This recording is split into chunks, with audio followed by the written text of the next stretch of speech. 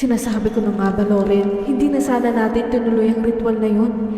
Sa pangarap mong maging queen ng isang king of devil, mapapahama ka pa at baka ikamatay mo pa yan.